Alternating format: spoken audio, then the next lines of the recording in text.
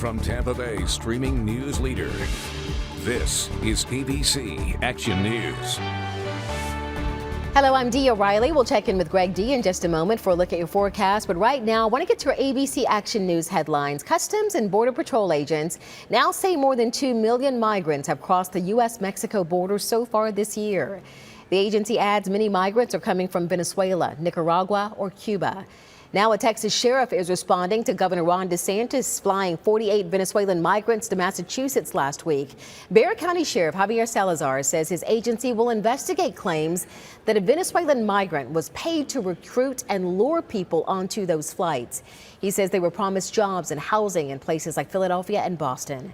That sheriff says he wants to find out if state and federal laws were broken and called the transporting of migrants disgusting and a violation of human rights.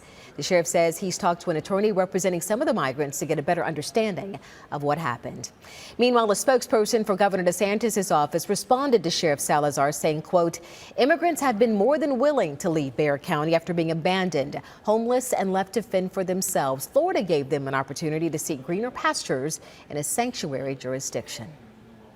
Frustrated parents in Pasco County say the school bus driver shortage is impacting their family's routine. A shortage of school bus drivers has been an issue in recent years. It got worse during the pandemic.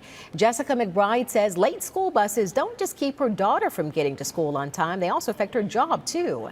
Pasco schools cut down the number of routes this school year, eliminating many buses for students who live within 2 miles of a school. They also staggered school start times. The district says it is constantly trying to recruit more drivers.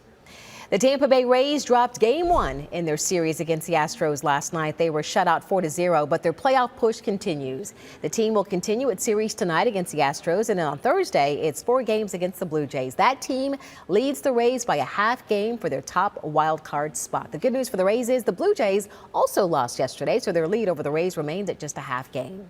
Game 2 of the Rays Astros is tonight at the Trop. The first pitch is set for 6:40. So, Greg, will fans need to bring an umbrella with them going in and out of the Trop tonight? They may need it, absolutely, Diaz. We'll see some pop-ups around the bay, and that includes portions of southern Pinellas County, of course, where the Trop is located. In the 80s before then, but once you get to game time, temperature is a little trickier to predict, and that's because there will be some scattered storms. If you're near one of those storms, or of course right underneath it, it's going to be cooler.